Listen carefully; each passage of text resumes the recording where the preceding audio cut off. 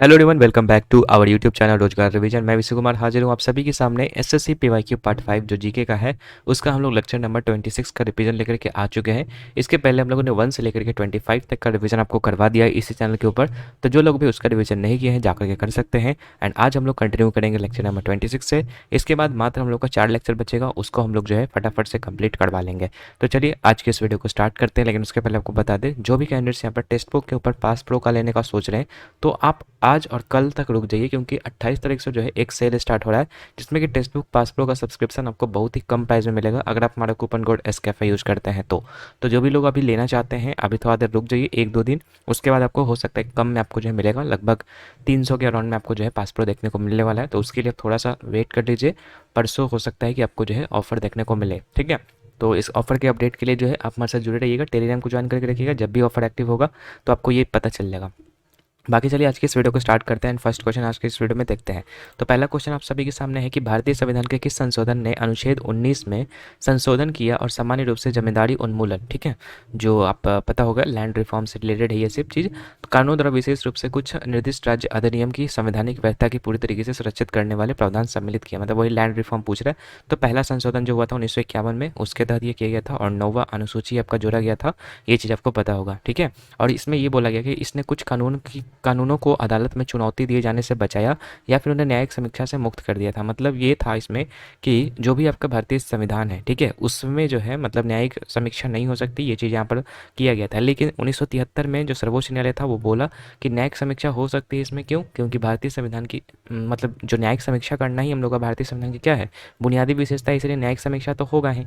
ठीक है, तो ये चीज़ है यहाँ पे। बाकी केशवानंद भारती की इसलिए आया था 1973 में, और इसने बोला था कि संसद को अनुच्छेद 368 के तहत संविधान में संशोधन करने का अधिकार है, लेकिन वह संविधान के मूल ढांचे को बदल या नष्ट नहीं कर सकती है। तो इसलिए यहाँ पर जो है केशवानंद भारती केस हुआ था 1973 में।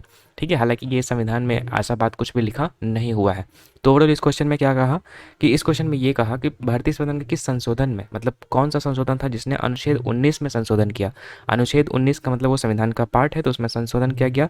तो कौन से संशोधन था? तो पहला था संशोधन 1951 का। ठीक है, चलो आगे बढ़ते हैं। एक आपका जो है आयर कोयलो मामला बनाम तमिलनाडु हुआ था। उसने बोला था कि भारतीय संविधान में न्यायिक समीक्षा के महत्व और 9वीं अनुसूची में शामिल कानूनों को संवैधानिकता पर एक महत्वपूर्ण मामला है। मतलब ये भी आपका वही कहा कि न्यायिक समीक्षा के महत्व के बारे में बताया था कि न्यायिक समीक्षा जो है होना जरूरी है भारतीय संविधान में, लेकिन यही है कि आप उसके मूलभूत जो ढांचे हैं उसको बदल नहीं सकते। ये आपका केशवानंद भारती केस कहा था। ठीक है, तो आई होप कि पहला क्वेश्चन आपको समझ में आ गया होगा। सेकंड क्वेश्चन बोला 1909 में जो मॉडल मिंटो सुधार आया था उसके संदर्भ में निम्नलिखित कथनों पर विचार करना है। बोला पहला, इन्हें भारतीय परिषद अधिनियम 1909 भी कहा जाता है। तो जी हाँ, बिल्कुल सही है। इसने विधान परिषद की संख्या में वृद्धि की थी। तो जी हाँ, बिल्कुल ये भी सही है, 16 से 60 कर दिया गया था। उसके बाद मुसलमानों को पृथक निर्वाचन का अधिकार दिया गया था। तो ये भी बिल्कुल सही, यानी कि तीनों बात यहाँ पर सही है, तो सी नंबर करेक्ट आंसर हो जाएगा। इसके अलावा बात कर लेते हैं हम लोग यहाँ पर 1909 का जो भारतीय परिषद अधिनियम था। तो इसको मॉडल मिंटो सुधार के नाम से जानते हैं, क्योंकि मॉडल उस समय का राज्य सचिव था और मिंटो आपका वायसराय था। ठीक है, इसमें क्या क्या चीज़ें हुई थी? तो पहला चीज़ तो कि जो आपका केंद्रीय और प्रांतीय विधान परिषद में जो सदस्यों की संख्या है उसको बढ़ा दिया गया था, 16 से 60 कर दिया गया था। ठीक है, इसके अलावा जो सदस्य थे, ठीक है, उसमें जो केंद्रीय विधान परिषद में सरकारी बहुमत तथा प्रांतीय विधान परिषद में गैर सरकारी बहुमत से मतलब गए थे, सदस्यों की बात हो रही है। ठीक है, इसके अलावा सदस्यों को अनुपूरक प्रश्न पूछने, बजट में प्रस्ताव पेश करने इत्यादि की अनुमति दी गई थी। और इसने वायसराय और गवर्नर की कार्यकारी परिषदों की के साथ जो है भारतीयों को जुड़ाव को प्रावधान किया था। मतलब इसमें था कि जो वायसराय थे और या फिर जो भी गवर्नर की कार्यकारी समिति था उसमें एक जो है आपका भारतीय भी होगा। तो उस चीज़ को यहाँ पर ऐड किया गया था। और जो पहले भारतीय कौन थे इसमें? तो पहले भारतीय थे यहाँ पर सत्येंद्र प्रसाद सिन्हा। ठीक है, याद रखिएगा। इसके अलावा इसने मुसलमानों के लिए पृथक निर्वाचन यानी कि सांप्रदायिक प्रतिनिधित्व वाले की शुरुआत की। मुस्लिम सदस्यों का चुनाव मुसलमान मतदाताओं द्वारा किया जाता था। ये चीज़, इसका जो प्रावधान था वो आपका 1909 का मॉडल मिंटो सुधार में किया गया था, और इसीलिए मिंटो को जो है सांप्रदायिक निर्वाचन क्षेत्र का जनक कहा जाता है। इसके अलावा बात कर लेते हैं हम लोग भारत सरकार अधिनियम 1919 का। तो इस अधिनियम को मॉन्टेग्यू चैम्सफोर्ड सुधार के नाम से जानते हैं, क्योंकि मॉन्टेग्यू उस समय का राज्य सचिव था और चैम्सफोर्ड उस समय का वायसराय था। अब इसमें क्या किया गया था? तो इसमें जो प्रशासन का जो विषय है दो भागों में बांट दिया गया था। एक आपका केंद्रीय विषय में आया था और एक आपका प्रांतीय विषय में। इसके साथ ही जो दोस्तों द्वैध शासन को जो है प्रांतों में लागू कर दिया गया था, और जो द्विसदनीय प्रणाली था उसको सेंटर में ला दिया गया था। द्विसदनीय प्रणाली मीन्स की जो उच्च सदन आपका राज्य परिषद और एक निचला सदन विधानसभा जो है शामिल किया गया इसमें। और मतलब उनका चुनाव वगैरह के बारे में बताया गया कि प्रत्यक्ष रूप से जो है चुनाव भी उनका होगा। तो क्या क्या हुआ था? फिर से बताता हूँ, 1919 में सबसे पहला चीज़ क्या हुआ था कि जो विषय है उसको बांटा गया केंद्रीय और प्रांतीय विषय में। इसके अलावा जो आपका सेंटर था यानी केंद्र था उसमें द्विसदनीय कार्य प्रणालियाँ लाया गया, जिसमें कि आपका राज्यसभा मतलब राज्य परिषद और एक आपका विधानसभा था। और उसके बाद द्वैध शासन को जो है प्रांत में लागू कर दिया गया था। तो ये सब चीज़ें आपकी हुई थी। इसके अलावा इसके अनुसार वायसराय की कार्यकारी परिषद के 6 सदस्यों में से 3 जो है भारतीय होने चाहिए, ये आपका कहा गया था कि जो भी वायसराय की कार्यकारी परिषद है उसमें 6 सदस्य होगा, जिसमें कि 3 जो आपके भारतीय होंगे। इसने लंदन में भारत के लिए उच्चायुक्त का एक नया कार्यालय बनाया और कुछ कार्यों को उससे हस्तांतरित कर दिया, मतलब उच्चायुक्त का भी गठन किया गया था भारतीयों के लिए लंदन में, ठीक है। इसके अलावा सिविल सेवक परीक्षा के लिए जो 1926 में केंद्रीय लोक सेवा आयोग का भी गठन किया गया था। इसके अलावा इसमें प्रांतीय बजट को भी जो प्रांतीय बजट था उसको केंद्रीय बजट से अलग कर दिया गया इसमें। और सिख, भारतीय, ईसाई, एंग्लो इंडियन और यूरोपीय लोगों के लिए जो है पृथक निर्वाचन, मतलब 1909 था सिर्फ मुसलमानों के लिए, लेकिन इसको थोड़ा एक्सटेंड किया गया 1919 वाले में। और बाकी जितने भी धर्म है जैसे ईसाई हो गया, एंग्लो इंडियन हो गया, यूरोपीय, सिख हो, इन सब के लिए जो पृथक निर्वाचन का जो है यहाँ पे मतलब विस्तार कर दिया था इस चीज़ को। गांधी इरविन समझौता हुआ था कब? 14 फरवरी 1931 को। इरविन ने कहा था कि सभी ने अवज्ञा आंदोलन जो खत्म कीजिए और गोलपात सम्मेलन में भाग लीजिए। इसके बदले में गांधी जी का भी कुछ कुछ मांग था कि जिन लोगों को आपने हिरासत में ले रखा है, जो मतलब क्या कह सकते हैं कि जो बेकसूर है, उनको जो है बाहर निकाला जाए। तो मतलब दोनों तरफ से डील हुआ था। तो जो फैक्ट हुआ था 1931 में, और इसके फलस्वरूप गांधी जी मान भी जाते हैं और फिर दूसरा जो गोलमेज सम्मेलन होता है 1931 वाला, उसमें पार्टिसिपेट करते हैं। बाकी किसी गोलमेज में भी यहाँ पर जो है भाग नहीं लिया था कांग्रेस और गांधी जी ने। 1930 में होता पहला, 31 में होता दूसरा, 32 में होता तीसरा। तो 31 वाला सिर्फ गांधी जी और कांग्रेस ने भाग लिया, बाकी किसी में नहीं। लेकिन वही अगर पूछेगा यहाँ पर कि जो भीमराव अम्बेडकर थे वो तीनों गोलमेज सम्मेलन में भाग लेते हैं, तो ये इंपॉर्टेंट है। इसके अलावा याद रखिएगा कि गोलमेज सम्मेलन जो है क्यों किया गया था। तो ये किया गया था कि जो कि आपका साइमन कमीशन आया था 1927 में, तो उसकी रिपोर्ट पर विचार विमर्श करने के लिए जो है ये चीज़ लाया गया था, ठीक है।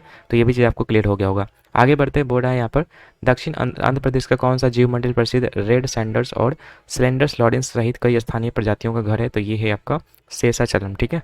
शेषाचलम के बारे में अगर बात करेंगे तो शेषाचलम जो हिल्स हैं उसी में आपको तिरुपति मंदिर देखने को मिलेगा, जो कि जहाँ पर उष्णकटिबंधीय पर्णपाती वन देखने को मिलता है। इसके अलावा अगस्त्य मलाई की बात करेंगे तो केरल प्लस में तमिलनाडु वाले हिस्से में है। ठंडा रेगिस्तान कहाँ पर देखने को मिलेगा? तो ये आपका हिमाचल प्रदेश में देखने को मिलेगा। पंचमढ़ी हिल्स कहाँ पे है? तो एमपी में। इसके अलावा एक मोस्ट इंपॉर्टेंट नीलगिरी बायोस्फीयर अगर पूछेगा कि नीलगिरी बायोस्फीयर कहाँ पर है, तो ये आपका 3 स्टेट के बाउंड्रीज पर है, जैसा केरल, कर्नाटक और तमिलनाडु, तीनों आपको याद रखना है, ठीक है। तो अगस्तमालाई केरल, तमिलनाडु, और अगर पूछेगा नीलगिरी तो केरल, तमिलनाडु और कर्नाटका, ठीक है। ठंडा रेगिस्तान हिमाचल और पंचमढ़ी एमपी। बाकी अगर बात करेंगे टोटल कितने बायोस्फीयर रिजर्व्स है, तो टोटल 18 है, जिसमें कि 12 जो है यूनेस्को के मैप प्रोग्राम के अंतर्गत आते हैं, जो कि 1971 में इसका जो शुभारंभ किया गया था। तो 12 में कौन कौन से थे उसको हम देखेंगे, लेकिन सबसे पहले याद रखिएगा कि इसमें जो कौन सा था जो सबसे पहला जो था मतलब मैप प्रोग्राम के अंतर्गत, तो ये था आपका नीलगिरी, जो कि केरला, तमिलनाडु और कर्नाटक वाले हिस्से में है। और सबसे बड़ा अगर पूछेगा तो ये आपका ग्रेट रन ऑफ कच्छ, जो कि गुजरात में है, ठीक है। बाकी नीलगिरी पता चल ही गया होगा आपको, ठीक है, साउथ में केरल, तमिलनाडु और कर्नाटका में है। मन्नार की खाड़ी आपका वही तमिलनाडु में है। सुंदरवन पश्चिम बंगाल। नंदा देवी आपका जो है उत्तराखंड में है, ठीक है। नौकरेक मेघालय में। पंचमढ़ी एमपी में। सिमलीपाल आपका उड़ीसा में है। अचानक कमांड अमरकंटक वही मध्य प्रदेश और छत्तीसगढ़ के पास। ग्रेट निकोबार अंडमान में है, ठीक है। अगस्त्य मलाई हिल्स ये आपका अभी मैंने बताया था केरला और कर्नाटका के जो बॉर्डर है वहाँ पे है, सॉरी केरला और तमिलनाडु पे है। कंचनजंगा आपको पता होगा यहाँ पर ये सिक्किम में है, ठीक है, जो कि उच्चतम मिश्रित विश्व धरोहर वाला स्थल है। और पन्ना जो कि एमपी में पड़ता है। तो ये टोटल 12 आपको बायोस्फीयर ऐसे हैं जो कि यूनेस्को के मैप प्रोग्राम के अंतर्गत आते हैं, ठीक है। ऐसे टोटल 18, लेकिन ये 12 का भी आपको याद रहना चाहिए और किसका लोकेशन कहाँ पर है ये भी। बाकी कंचनजंगा की बात करें तो सिक्किम में है, जो इसका हाइट 85 से 98 मीटर है। और यहीं पे चू फाट त्यौहार भी आपका होता है, ठीक है। आगे बढ़ते हैं। बाकी मैप में जो है ये सारे लोकेशन दे रखे हैं कहाँ पर है। तो 12 तो मैंने बता ही दिया। इसके अलावा एक डिब्रू सैखोवा याद रखिएगा, ठीक है। इसके अलावा दिहांग दिबांग याद रखिएगा, मानस याद रखिएगा, ठीक है। और अगर हम बात करेंगे इधर से ग्रेट रन ऑफ कच्छ याद रखिएगा। और नीलगिरी मैंने बता दिया, गल्फ ऑफ मन्नार, शेषाचलम एक हिल्स याद रखिएगा। तो कितना हो गया? 1 2 3 4 5। और एक और कौन सा बच गया? एक और बच गया नीलगिरी, गल्फ ऑफ मन्नार, पन्ना, पंचमढ़ी। पंचमढ़ी ना, पंचमढ़ी है इसमें, हाँ पन्ना, पन्ना पन्ना भी है, लेकिन एक और कौन सा है? हाँ एक कंचनजंगा, लेकिन कंचनजंगा भी है उसमें। चलो ऐसे याद रखिएगा, मतलब टोटल 18 है और 12 जो है मैप प्रोग्राम के अंतर्गत है, जो कि मैंने बताया। बाकी एक नहीं मिल रहा है, लेकिन देख लीजिएगा आप। इसके अलावा बात करते हैं दुनिया की सबसे बड़ी प्रवाल भित्ति, जिसे ग्रेट बैरियर रीफ के नाम से जानते हैं। तो वो भौगोलिक स्थान क्या है, कहाँ पर आपको देखने को मिलता है? तो ये आपको ऑस्ट्रेलिया में पड़ता है, ठीक है। बाकी अगर हम बात करेंगे ग्रेट बैरियर रीफ की, तो ये सहजीवी संबंध को दिखाता है, जिसमें कि आपका जूक सैंतला शैवाल और प्लस में प्रवाल पॉलिप्स देखने को मिलता है, जो प्रवाल को रंग और पोषक तत्व प्रदान करता है। ठीक है, इसके अलावा मतलब सहजीवी संबंध में यही होता है कि मतलब किसी पर्टिकुलर मतलब इस प्लेस पे जो है दो प्रकार के अगर जीवे हैं तो दोनों एक दूसरे को क्या करेंगे, मतलब प्रॉफिट पहुंचाएंगे, ठीक है, लाभ पहुंचाएंगे। तो वो होता है सिम्बायोटिक रिलेशनशिप। तो जो जुग सैंतला शैवाल और प्रवाल पॉलिप्स होता है ना, वो प्रवाल को रंग और पोषक प्रदान करता है। इसके अलावा ग्लोबल वार्मिंग के कारण जो है कोरल का रंग अब फीका पड़ रहा है, जिसे कोरल ब्लीचिंग भी कहते हैं, मतलब समझ रहे होंगे।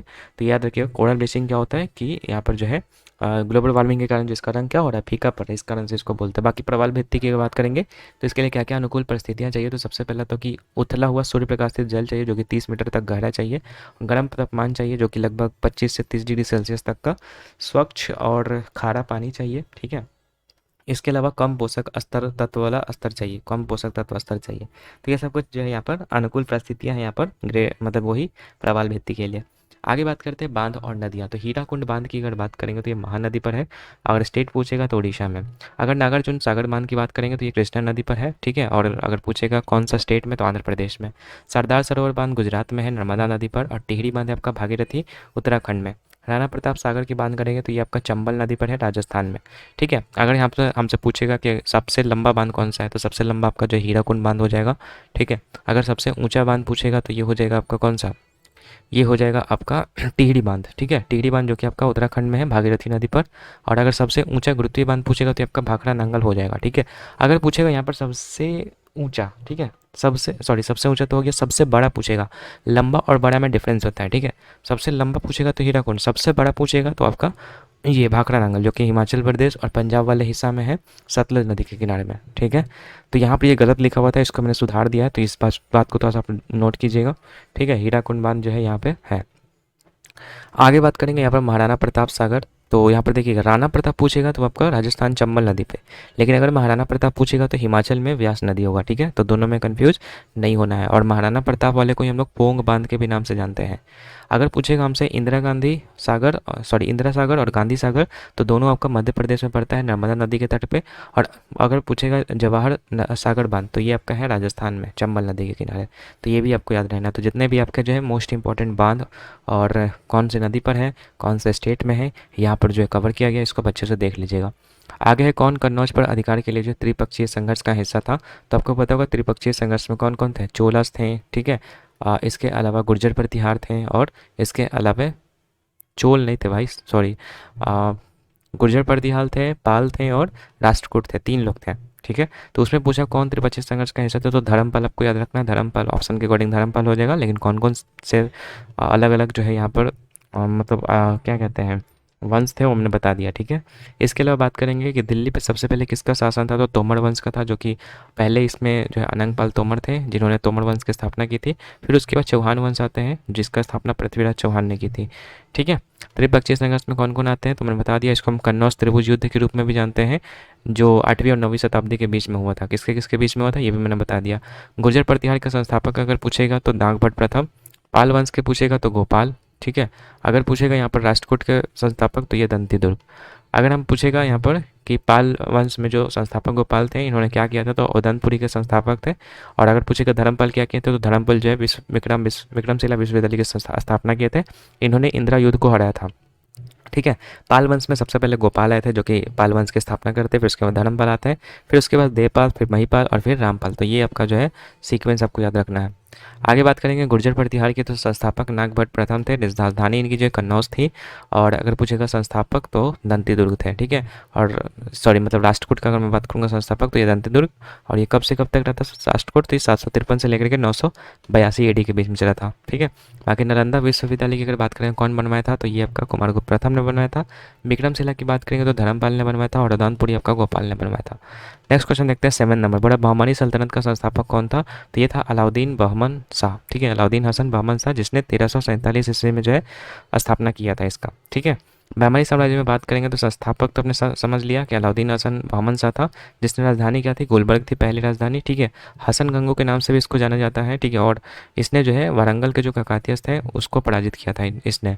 इसके अलावा बात याद रखिएगा, यहाँ पर जो प्रांत होता था उस समय उसको मतलब तरफ जो होता था वो प्रांत होता था, और जो तरफदार होता था उसको प्रांतपति या फिर राज्यपाल कहते थे। प्रांत का जो राज्यपाल होता है उसको प्रांतपति कहते थे, ठीक है। तो और उसको तरफदार के नाम से जानते थे। बाकी अगर पूछेगा यहाँ पर कि तीन थे ना, मतलब उस समय विजयनगर एम्पायर के समय में जो है तीन लोग थे, मतलब उड़ीसा में एक शासन चल रहा था, एक यहाँ पर जो क्या था, एक नदी था इसके नीचे और इसके ऊपर।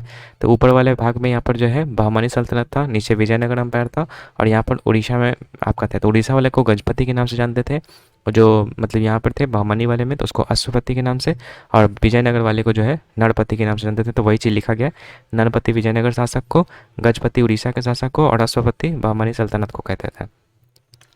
आगे बात करते हैं एक बहमनी साम्राज्य में। पहला तो कि आपने देख लिया अलाउद्दीन हसन बहमन शाह थे। उसके बाद ताजुद्दीन फिरोजाबाद शाह आते हैं, जो कि लगभग 1397 से 1422 के बीच में रहते हैं। इन्होंने देवराय प्रथम को हराया और उसके बाद में युद्ध में हार गए और उसकी पुत्री से शादी कर ली, ठीक है। मतलब कि देवराय प्रथम को हराया था और उसके बाद फिर युद्ध में हार के उसकी पुत्री से शादी करी थी, देवराय प्रथम की पुत्री से, ठीक है। इसके बाद अहमद शाह वली के बारे में याद रखिएगा, 1422 से 35 AD के बीच में रहे थे। मतलब 1422 से 1435, ठीक है। इसके अलावा याद रखिएगा राजधानी गुलबर्ग से बिदर स्थापित किया गया था। मतलब हसन बहमन हंस हसन शाह ने क्या किया था, अपनी राजधानी गुलबर्ग का किया था, लेकिन इसने इसको बिदर शिफ्ट कर दिया था। इसके अलावा महमूद गवान के बारे में याद रखिएगा कि बहमनी साम्राज्य के दौरान ये पेशवा था। पेशवा का मतलब होता है प्राइम मिनिस्टर, ठीक है। तो प्राइम मिनिस्टर था। इसके अलावा उपाधि की बात करेंगे तो इसको मलिकुत तुज्जर का जो उपाधि मिल रखा था, जिसको हुमायूं शाह ने दिया था, ठीक है। और इसका मतलब होता है मलिकुत तुज्जर का मतलब होता है व्यापारियों का प्रमुख, ठीक है। तो याद रखिएगा ये चीज़। बाकी बाद में आपको बताऊंगा कि बहमनी साम्राज्य जो 5 भागों में बढ़ जाता है, जो कि था बरार, बीजापुर, अहमदनगर, गोलकुंडा और बीदर। तो जो बरार था इसकी स्थापना 1484 ईस्वी में जो है फ़तह उल्लाह इमाद शाह ने किया था। कौन से वंश से बिलोंग करते थे, इमाद शाही वंश से बिलोंग करते थे। इसके अलावा बीजापुर की बात करेंगे 1489 ईस्वी में यूसुफ आदिल शाह ने किया था, जो कि आदिल शाही डायनेस्टी से बिलोंग करता था। अहमदनगर का मलिक अहमद किया था, निजाम शाही इसका जो है मतलब वंश था। और गोलकुंडा की बात करेंगे तो कुली कुतुब शाह था, जो कि कुतुब शाही डायनेस्टी से बिलोंग करता था। और बीदर की बात करेंगे तो ये आपका अमीर अली बरीद था, जो कि आपका बरीद शाही वंश से बिलोंग करता था। और कहाँ पर था ये आपने देख लिया होगा, ठीक है। आगे देखते हैं गोल गुम्बद का निर्माण कौन करवाया था। तो गोल गुम्बद का निर्माण वही आदिल शाह ने करवाया था, जो कि आदिल शाही डायनेस्टी से बिलोंग करता था, ठीक है। विस्फरिंग गैलेक्सी के लिए प्रसिद्ध था ये आपका। और प्रसिद्ध वास्तुकार अगर पूछेगा गोल गुम्बद का तो ये आपका दाबुल के याकूत थे। और ये भारत का तो पहला था, लेकिन विश्व का दूसरा सबसे बड़ा गुम्बद था, ठीक है। आगे अगर बात करेंगे कौन सा समझौता 1932 के सांप्रदायिक पुरस्कार का उत्तराधिकारी है, तो ये आपका गांधी इरविन जो पैक्ट गांधी अंबेडकर जो पैक्ट हुआ था 1932 में, जिसको पूना पैक्ट के नाम से जानते हैं। तो ये आपका सांप्रदायिक पुरस्कार का उत्तराधिकारी था, ठीक है। सांप्रदायिक पुरस्कार क्या था, तो ये आपका 16 अगस्त 1932 को ब्रिटिश का जो प्रधानमंत्री रैमसे मैकडोनाल्ड करके था, उसने जो भारत में उच्च वर्ग, निम्न वर्ग, मुस्लिम, बौद्ध, सिख, भारतीय, ईसाई, एंग्लो इंडियन, पारसी और दलित आदि के लिए जो है अलग अलग चुनाव क्षेत्र के लिए ये अवार्ड दिया जाता था, ठीक है। गांधी जी ने इसका विरोध किया था और अंबेडकर जी ने इसका समर्थन किया था, ठीक है। ये चीज़ है आपका इसमें दिया गया। बाकी इसके अलावा बात करते हैं दलित वर्गों के लिए जो है पृथक निर्वाचन भी लाई गई थी, जो कि लगभग 1932 में आया था, ठीक है। तो ये आपका गोलमेज सम्मेलन में अंबेडकर जी जो है पहली पहली बार लाया गया था।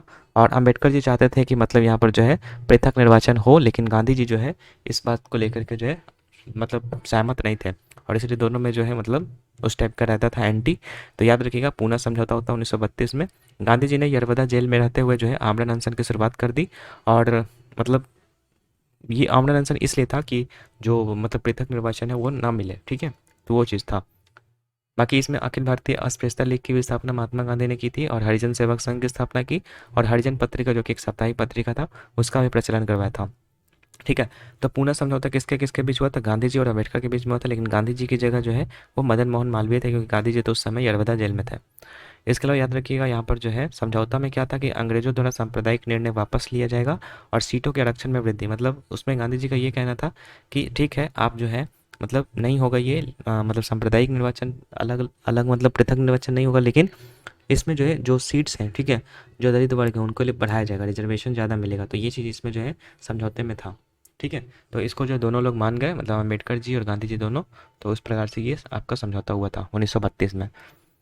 आगे है 31 अक्टूबर 1940 को जो है किसी द्वितीय विश्व युद्ध में भारत की जबरन भागीदारी के विरोध में व्यक्तिगत सत्याग्रह करने के लिए गिरफ्तार किया गया था। ठीक है, तो देखिए द्वितीय विश्व युद्ध में अगर बात करेंगे तो जबरन भागीदारी के लिए जो व्यक्तिगत सत्याग्रह अलग अलग चलाए थे, जैसे कि आपका जवाहरलाल नेहरू ने चलाया था। ठीक है, इसके अलावा जो ये विनोबा भावे ने चलाया था। इसके अलावा एक और थे जिसका नाम क्या था, ये था आपका बहामदत। ठीक है, तो 3 लोगों ने ये चलाया था। तो इसके बारे में आपका है, तो ऑप्शन के अकॉर्डिंग जवाहरलाल नेहरू याद रखिएगा। अगर पूछेगा सीक्वेंस में तो सबसे पहले विनोबा भावे, उसके बाद आपका जवाहरलाल नेहरू, और उसके बाद आपका जो याद रखना है यहाँ पे ब्रह्मदत्त। ठीक है, द्वितीय विश्व युद्ध कब से कब तक चला था, तो 1939 से 45 के बीच में चला था। भारतीय ब्रिटिश की ओर से युद्ध में भाग लेंगे, मतलब ये खुद ही मतलब ब्रिटिश ने ये ऐलान कर दिया बिना परमिशन के कि भारतीय जो ब्रिटिश का साथ देंगे। ठीक है, तो इसके विरोध में जो 1939 में कांग्रेस ने सभी मंत्रालय से क्या कर दिया, तो यहाँ पर जो है इस्तीफा दे दिया था। ठीक है, तो याद रखिएगा। इसके अलावा बात कीजिएगा यहाँ पर 1940 में अगस्त प्रस्ताव भी आया था, मतलब फुसलाने के लिए भारतीयों को कौन लाया था, तो लॉर्ड लिनलिथगो के शासनकाल में ये आया था। ठीक है, अंग्रेजों ने लाया था, किसके लिए, भारत के लिए। और इसमें बताया था कि आपको जो डोमिनियन स्टेटस आपको मिलेगा, लेकिन भारतीयों ने पहले से ही डिसाइड कर लिया था 1929 वाले में, जो हम लोगों ने पढ़ा था लाहौर अधिवेशन। तो उसमें हम लोगों ने ये अपना लक्ष्य टारगेट कर रखा था कि हमको जो है क्या चाहिए, पूर्ण स्वराज चाहिए, ना कि हमको डोमिनियन स्टेटस चाहिए। तो ये इस चीज़ को मतलब मानने से इनकार कर दिया, और गांधी जी फिर व्यक्तिगत सत्याग्रह चलाए। विनोबा भावे, जवाहरलाल नेहरू और रामदत्त, इनमें 3 अलग अलग नाम आते हैं। तो वही हमसे क्वेश्चन पूछा था फ्रेंड्स, तो ये हो जाएगा आपका। ठीक है, बाकी ये जो आपका अगस्त प्रस्ताव है वो कांग्रेस और मुस्लिम लीग द्वारा अस्वीकृत किया गया। गांधी जी ने डोमिनियन स्टेटस को एक असफल बैंक पर पोस्ट डेटेड चेक बताया था इसको। ठीक है, 10वां नंबर क्वेश्चन बोला ग्लूकागॉन जो है एक पेप्टाइड हार्मोन है जो किसके द्वारा स्रावित होता है, तो ये आपका अग्नाशय के द्वारा स्रावित होता है फ्रेंड, जो आपका ग्लूकागॉन है। ठीक है, अग्नाशय की अगर हम बात करेंगे तो इसमें लैंगरहंस की दीपिका होती है, जो अग्नाशय में मौजूद अंदरस्रावी कोशिकाओं की समूह होती है। ये 2 तरह का होता है, अल्फा कोशिका और बीटा कोशिका। तो जो अल्फा कोशिका होता है वो ग्लूकागोन निकालता है, और जो बीटा कोशिका होता है वो इंसुलिन। ठीक है, ग्लूकागोन क्या करता है, तो ग्लूकागोन जो आपका लीवर में संग्रहित ग्लूकोज है उसको उपयोग करने के योग्य बनाता है, मतलब जो ग्लाइकोजन के रूप में जो चीज़ें मौजूद है उसको ग्लूकोज में बदलता है, ताकि हम उसका इस्तेमाल कर सकें। ठीक है, तो ग्लाइकोजन को ग्लूकोज में बदलना है तो ग्लूकागोन का यूज़ करेगा। इंसुलिन की अगर बात करें तो उल्टा, यानी ग्लूकोज को ये किस में बदलेगा, ग्लाइकोजन में बदलेगा। तो ये चीज़ हो गया, अल्फा कोशिका आपका ग्लूकागोन से रिलेटेड है, और बीटा कोशिका जो आपका इंसुलिन से रिलेटेड है। आगे बात करते हैं थोड़ा सा हम लोग यहाँ पर ग्रंथियों की बात करें तो 2 तरह की ग्रंथि होती है, एक आपका अंतःस्रावी और एक आपका बाह्यस्रावी। जो जब भी आपका अंतःस्रावी ग्रंथि वो आपका हार्मोन का सिक्रेशन करता है, और बाह्यस्रावी जो होता है वो आपका एंजाइम का सिक्रेशन करता है।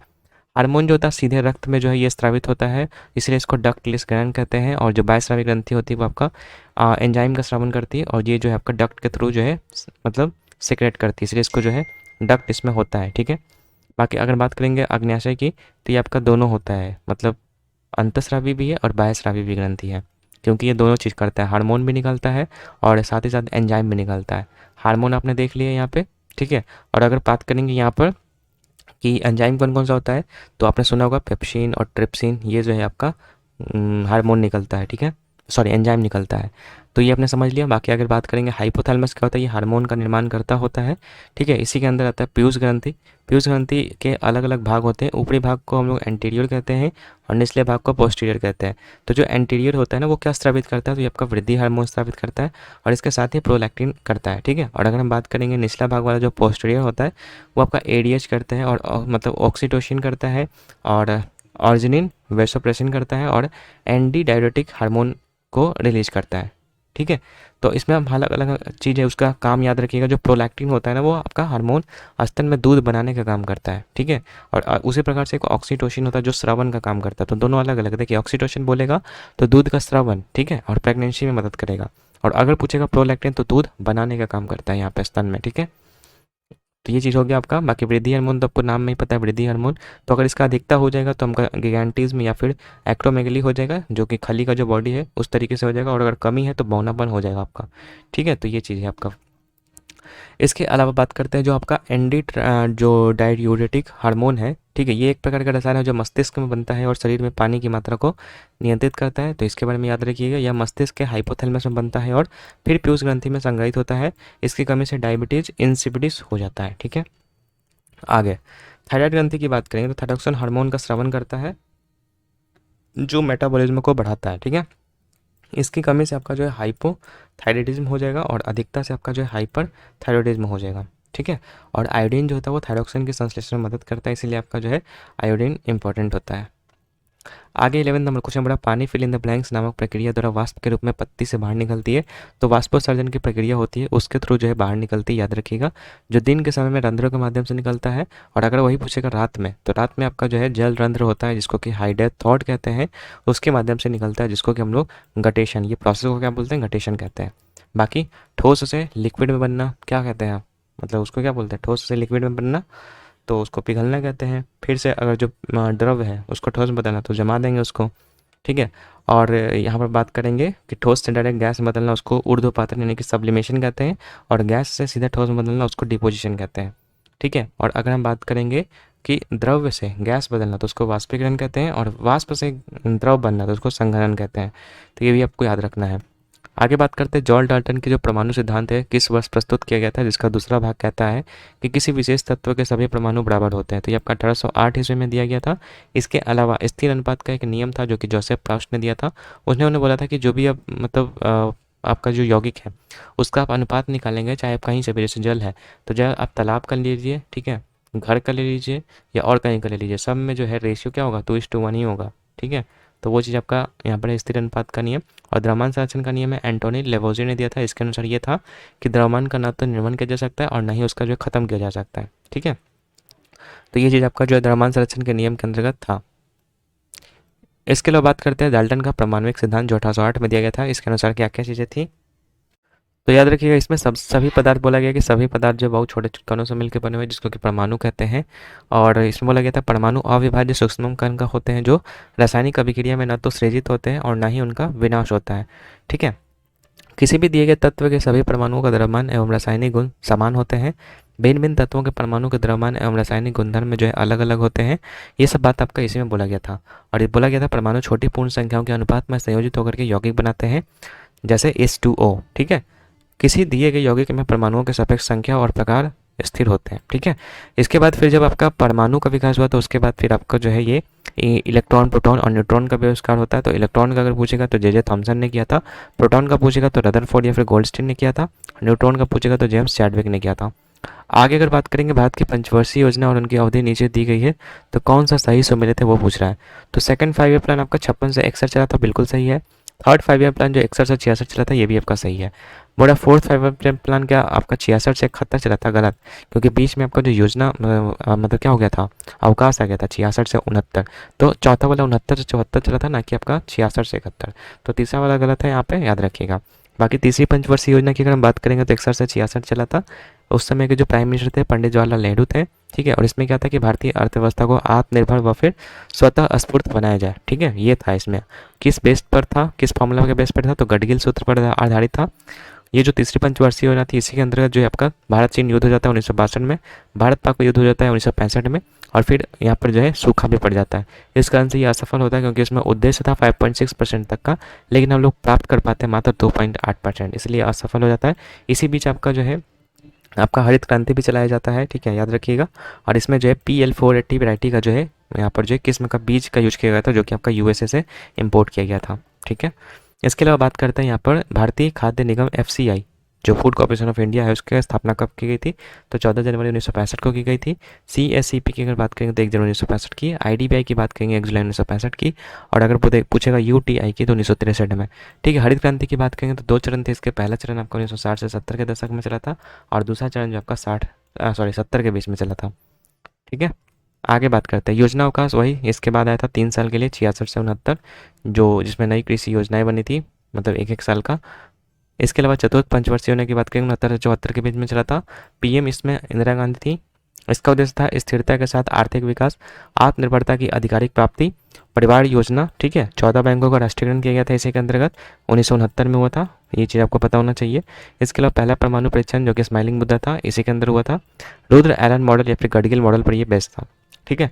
इसमें भी लक्ष्य था 5.7% तक का, लेकिन हम लोग अचीव कर पाए थे मात्र 3.3% तक, ठीक है। तो ये भी आपका असफल हुआ था क्योंकि इसी बीच आपका भारत पाकिस्तान युद्ध भी हो गया था 1971 में। इसके अलावा 5वीं पंचवर्षीय योजना की बात करें 74 से 78 के बीच में, ठीक है। 79 तक इसलिए नहीं चल पाया था क्योंकि इसी बीच एक नए PM आ गए थे, इस कारण से 78 में इसको रोकना पड़ा था। प्राइम मिनिस्टर इंदिरा गांधी थे इस समय के, ठीक है। DP धन मॉडल पर बेस्ड है ये, गरीबी उन्मूलन के साथ ये आत्मनिर्भरता दर्शाता है, ठीक है। इंदिरा गांधी ने मतलब इस समय थी, और उन्होंने ही नारा दिया था गरीबी हटाओ। ठीक है। न्यूनतम आवश्यकता कार्यक्रम जो इसी के अंतर्गत शुरू किया गया था 1974 में।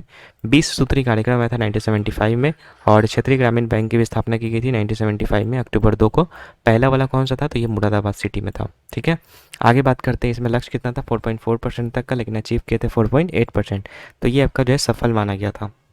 इसके अलावा आगे बढ़ते हैं, एक अनवरत योजना जिसको कि रोलिंग प्लान कहते हैं। तो 78 से 80 जो था वो रोलिंग प्लान आया था, जो कि प्राइम मिनिस्टर मोरारजी देसाई के शासनकाल में था, जो जनता सरकार से बिलोंग करते थे। ठीक है। इसका प्रतिपादन गुन्नार मिर्डल ने किया था, और लागू करने का श्रेय जो है आपका डीटी लकड़ावाला को जाता है। ठीक है। इसमें रोजगार पर विशेष ध्यान दिया गया था। 14 नंबर क्वेश्चन है आपका, निम्नलिखित में से कौन सा पूंजीगत प्राप्ति का उदाहरण है। पूंजीगत प्राप्ति का मतलब होता है कैपिटल रिसिप्ट। तो कैपिटल रिसिप्ट का एग्जाम्पल की बात करेंगे तो सरकारी संपत्ति की बिक्री से प्राप्त राजस्व, तो ये हो सकता है आपका फ्रेंड्स ए नंबर। ठीक है। बाकी आय पर कर, ये आपका किस में हो जाएगा, ये आपका कैपिटल होता है, और एक होता है क्या, रेवेन्यू रिसिप्ट। ठीक है। रेवेन्यू रिसिप्ट में आ जाएगा ये। इसके अलावा सरकारी बॉन्ड की अगर हम बात करेंगे तो सरकारी बॉन्ड भी आपका जो है किस में आ जाएगा, सरकारी बॉन्ड आपका आ जाएगा ये राजस्व व्यय में आ जाएगा। और अन्य सरकारों से प्राप्त अनुदान की अगर हम बात करेंगे तो वो ये आपका आ जाएगा पूंजी प्राप्ति में, नहीं सॉरी, राजस्व प्राप्ति में आएगा ये भी। तो ये आपसे हमसे पूछा था पूंजीगत प्राप्ति, तो पूंजीगत प्राप्ति आपका ए होगा। बाकी ये थोड़ा सा इस तरीके से डिस्कस किया गया, बजट में दो प्रकार में बांटा गया, एक आपका राजस्व बजट और एक आपका पूंजी बजट। राजस्व बजट भी दो प्रकार का, एक राजस्व प्राप्ति, प्राप्ति का मतलब कि इनकम, ठीक है, और राजस्व व्यय का मतलब एक्सपेंडिचर। तो ऐसे आप समझ सकते हैं, प्राप्ति जहाँ पर लिखा है उसका मतलब है इनकम।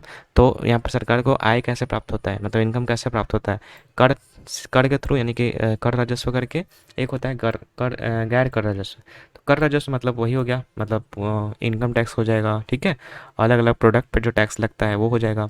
और गैर कर में आपका क्या हो जाएगा, जैसे कि रेलवे का टिकट हो गया, या और अलग अलग जो सुविधाएं सरकार देती है तो उसके कुछ पैसे वो चार्ज करती है, तो वो आपका उससे आपका जो है राजस्व प्राप्त होगा। राजस्व व्यय मतलब कि कहाँ कहाँ पर खर्चा करती है, तो योजना के थ्रू करती है। जैसे अभी कोई भी योजना, या ठीक है लाडली योजना आ गया तो उसके थ्रू पैसा खर्च करती है। गैर योजना मतलब वही जो है आपका जो है कुछ ऐसा का मतलब वस्तु का निर्माण करना जो भलाई करे आपका। ठीक है। तो उसके लिए जो गैर योजनागत उसमें आ जाएगा व्यय। ठीक है। और इसमें पेंशन वगैरह भी इसी में आता है। ठीक है। पेंशन हो गया या वेतन हो गया, तो ये सब आपका जो है राजस्व व्यय के अंतर्गत आता है। बाकी पूंजी बजट में पूंजी प्राप्ति और पूंजी व्यय आती है। ठीक है। पूंजी व्यय दो तरह का होता है आपका, एक होता है योजना वाला पूंजीगत और एक होता है गैर योजना। ठीक है। यहाँ पर लिखा भी हो राजस्व वाला, इसको अच्छे से समझ लीजिएगा। एग्जाम्पल खास करके इसमें इनकम टैक्स आता है कर राजस्व वाले में, और इसमें आपका चालान वगैरह, रेल टिकट या फिर पीएसयू से कमाई, ये सब आता है। और राजस्व व्यय में आपका होता है जैसे कि वेतन हो गया, पेंशन हो गया, सब्सिडी हो गया। ठीक है। ये सब आपका जो है गैर योजनागत है ना, ये सब गैर योजनागत होना चाहिए था, लेकिन योजनागत में डाले हुए थोड़ा सा गलती है ये। ठीक है। गैर योजनागत में डालिएगा ये सब चीज़ें। हाँ देखिए यहाँ पर है ना वेतन पेंशन ये सब, तो ये आपका गैर में है। ठीक है। योजनागत वाले में वही आपका जो अलग अलग योजना आता है, जैसे हर घर बिजली हो गया, या और क्या क्या होता है, जैसे आवास हो गया, आवास योजना हो गया, तो ये सब इसमें आता है। ठीक है। बाकी पूंजी में है कि परिसंपत्तियाँ कम होगी तो देता बढ़ेगा। देता मतलब होता है लाइबिलिटी। जैसे बैंक में अपने पैसा कुछ जमा किया, तो पैसा जो है वो बैंक के लिए क्या है, लाइबिलिटी है, मतलब वो आपको देना पड़ेगा, लौटाना पड़ेगा उसको, बैंक को आपको। तो वो उसके लिए देता है। परिसंपत्ति का मतलब होता है एसेट्स। एसेट्स का मतलब वे सारी वस्तुएं जिसका जो है कुछ मतलब लाभ आपसे आपको मिले। जैसे ज़मीन है आपके पास, उसको रखे रहिए, फ्यूचर में उसका दाम बढ़ेगा तो आपके लिए एक एसेट है। ठीक है। तो वो होता है। तो अगर परिसंपत्ति कम करेंगे तो देता बढ़ जाएगा। ठीक है। इसके अंतर्गत लोन, ऋण या फिर विनिवेश आता है। और पूंजीगत व्यय में अगर बात करें तो परिसंपत्ति ज़्यादा करेंगे तो देता क्या हो जाएगा, कम हो जाएगा। जैसे कि लोन देना हो जाएगा, ऋण का भुगतान हो जाएगा, विकासात्मक व्यय हो जाएगा, जैसे सड़क, अस्पताल, इन सब का निर्माण करवाना है। तो उसमें जो खर्चे होते हैं वो आपका पूंजीगत व्यय में आता है। ठीक है। अब पूंजीगत प्राप्ति समझ लीजिए, जैसे सरकार कोई लोन ले रही है, ठीक है, तो वो सब आपका उसमें आएगा। या कोई डिस इन्वेस्टमेंट कर रही है तो उसमें आ जाएगा। आगे बढ़ते हैं, बोला 15 नंबर क्वेश्चन, गंगूबाई हंगल और प्रभा आत्रे जो है किस घराने से संबंधित है। ये आपका किराना घराने से संबंधित है। किराना घराना का संबंध उत्तर प्रदेश से है। ठीक है। सरगम या फिर उत्तम स्वर के लिए जाने जाते हैं। संस्थापक कौन है, तो अब्दुल करीम खान और अब्दुल वहीद खान। इसके अंतर्गत कौन कौन आते हैं, तो पंडित भीमसेन जोशी जो कि कर्नाटका से बिलोंग करते हैं, इनको भारत रत्न 2009 में मिल चुका है। पद्म विभूषण 1991 में मिल चुका है, और पद्म भूषण में मिल चुका है 1995 में। बाकी सवाई गंधर्व की बात करें तो भीम सेन जोशी के गुरु हैं, जो आपके किराने घराने से संबंधित है। गंगूबाई हंगल, प्रभात रे, मणिक वर्मा और छंडूलाल मिश्रा, ये सब आपके जो है किराने घराने से संबंधित है। बाकी मेवाती घराना से संबंधित अगर पूछेगा तो स्टेट हरियाणा हो जाएगा। तराना गायन शैली के लिए जाने जाते हैं, संस्थापक कौन है, तो घग्गे नजीर खान का है। ठीक है, तो मेवाती घराना भी आपको याद रखना है। आगे है यहाँ पर, किसका नियम कहता है कि सतह के किसी भी बिंदु पर प्रवाहित तरल पदार्थ के प्रति इकाई द्रव्यमान की कुल ऊर्जा गतिज, स्थितिज और तरल दाब ऊर्जा का योग्य और एक अस्थिर मान के बराबर होता है। तो ये आपका जो बर्नौली प्रिंसिपल है उसके अंतर्गत ये बात कहा गया है।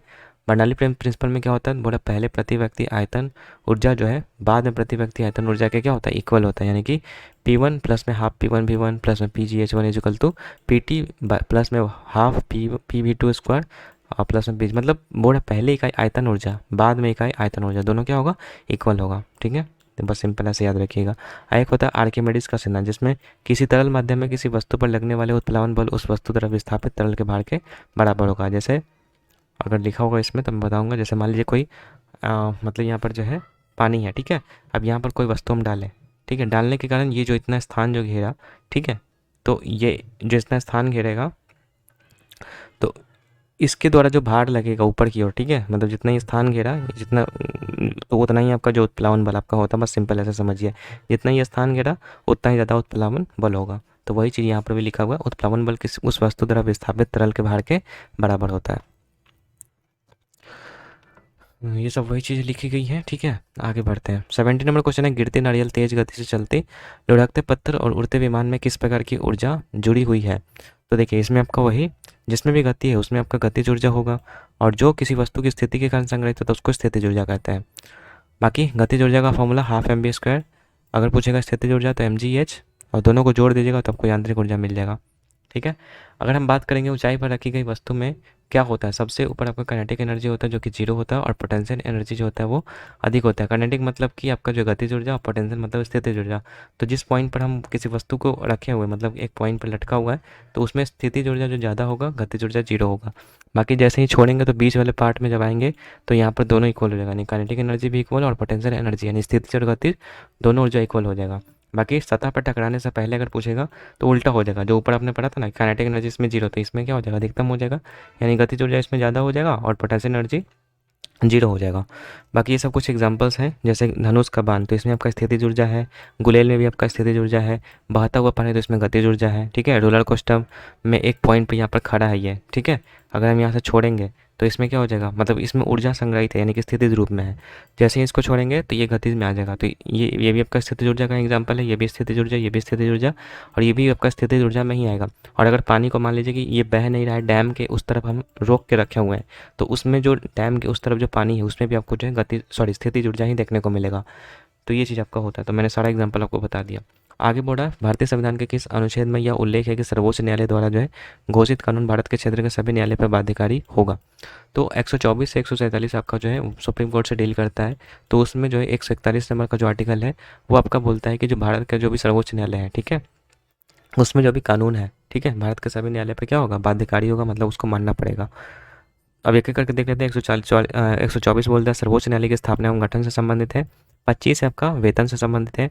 26 आपका जो है मुख्य न्यायाधीश की नियुक्ति से रिलेटेड है। 27 है कि अगर मुख्य न्यायाधीश नहीं है, ठीक है, तो उसमें जो है तदर्थ न्यायाधीश की नियुक्ति हो जाएगी, मतलब कि टेम्पररी बेसिस पे। 128 है उच्चतम न्यायालय की बैठकों में सेवानिवृत्त न्यायाधीशों की उपस्थिति, मतलब कि जो ऐसे सुप्रीम कोर्ट के न्यायाधीश हैं जो रिटायर हो चुके हैं तो उच्च न्यायालय में बैठक के लिए जो बुलाया जा सकता है उनको। 129 है उच्चतम न्यायालय अभिलेख न्यायालय होगा, ठीक है, मतलब वही एक उच्चतम न्यायालय एक अभिलेख न्यायालय होगा, ये 129 में है। 130 में आपका उच्चतम न्यायालय की सीट के बारे में कि सीट के कितना होगा। 131 ए में आपका केंद्रीय कानून की संवैधानिक वैधता से संबंधित प्रश्नों के संबंध में सर्वोच्च न्यायालय का विशेष क्षेत्राधिकार, जो कि आपका 43वां संविधान संशोधन अधिनियम 1977 के द्वारा खत्म कर दिया गया। 132 से कुछ मामलों में उच्च न्यायालय से अपील में सर्वोच्च न्यायालय का अपीलीय क्षेत्राधिकार।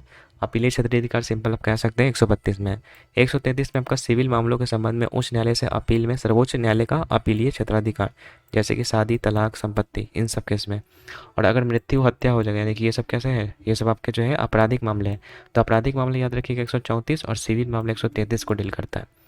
35 में आपका मौजूदा कानून के तहत संघीय न्यायालय का क्षेत्राधिकार और शक्ति सर्वोच्च न्यायालय द्वारा प्रयोग किया जाएगा, ये 135 में है।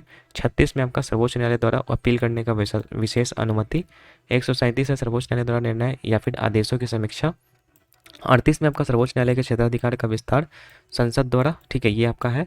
39 में आपका सर्वोच्च न्यायालय में कुछ रिट जारी करने की शक्तियाँ प्रदान करती है। 5 प्रकार के रिट होते हैं, आपको पता होगा। 140 में सर्वोच्च न्यायालय की सहायक शक्तियाँ के बारे में बात की गई है। तो ये ऑलरेडी मतलब ये सब चीज़ें हैं। 141 में आपका सर्वोच्च न्यायालय द्वारा घोषित कानून सभी अदालतों पर बाध्यकारी होगा, और यही हमसे क्वेश्चन पूछा था, ठीक है। तो 141 यहाँ पर करेक्ट आंसर होगा। बाकी 142 है आपका उच्चतम न्यायालय को डिक्री और आदेश का प्रवर्तन तथा खोज आदि के संबंध में आदेश। और 143 है आपका सर्वोच्च न्यायालय से परामर्श करने की राष्ट्रपति की शक्ति, कि परामर्श लेना है तो राष्ट्रपति के मतलब ये शक्ति है राष्ट्रपति के पास, ठीक है। मतलब सर्वोच्च न्यायालय से परामर्श ले सकता है राष्ट्रपति, ये चीज़ है इसका मतलब। और यदि किसी भी समय राष्ट्रपति को यह प्रतीत होता है कि कानून या फिर तथ्य का कोई प्रश्न उठ गया है, तो राष्ट्रपति उस पर सर्वोच्च न्यायालय की राय प्राप्त कर सकता है, ठीक है। और राष्ट्रपति सलाह मानने के लिए बाध्य नहीं है। राष्ट्रपति चाहे तो उसकी सलाह मान भी सकता है, नहीं तो नहीं मान सकता है। पूछ जरूर सकता है, लेकिन मानना ना मानना राष्ट्रपति के हाथों में। बाकी आगे 144 है नागरिक और न्यायिक पदाधिकारियों को सर्वोच्च न्यायालय की सहायता के लिए कार्य करना। 45 है न्यायालय का नियम। 46 है आपका अधिकार और सेवकों तथा उच्चतम न्यायालय के व्यय। और 147 है आपका समिति सीमित उद्देश्य कानून को के किसी भी महत्वपूर्ण प्रश्न के संबंध में संदर्भित को स्पष्ट करना। तो ये सब उतना इंपॉर्टेंट नहीं है, लेकिन ये सब आपका इंपॉर्टेंट है। जैसे 42 इंपॉर्टेंट है, 43 भी इंपॉर्टेंट है, ठीक है, ये सब है। तो ऐसे आप एक बार सब देख लीजिएगा। तो ये था हम लोग आज का लेक्चर, जिसमें कि हम लोगों ने रिवाइज कर लिया 26 नंबर लेक्चर को। बाकी इसके अलावा 4 लेक्चर्स हैं, उसको हम लोग जल्द से जल्द खत्म करेंगे। बाकी वीडियो कैसा लगा आप मुझे कमेंट सेक्शन में बताइएगा। मिलते हैं आपसे नेक्स्ट वीडियो में, तब तक के लिए गुड बाय।